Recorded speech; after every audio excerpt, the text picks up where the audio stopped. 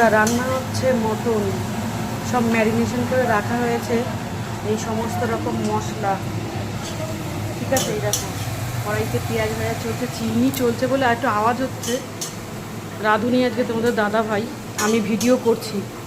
দেখো সব এখানে মশলাপাতি নিয়ে বসে পড়েছে।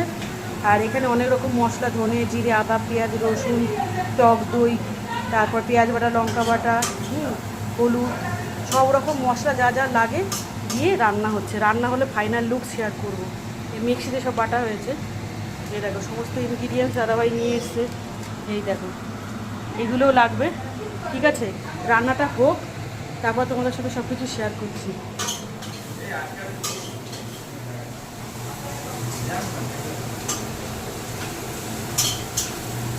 বুঝতে পারছো আশা করি কেমন হবে। রাখছি ভিডিওটা, সবাই দেখো কিন্তু ভালো লাগবে।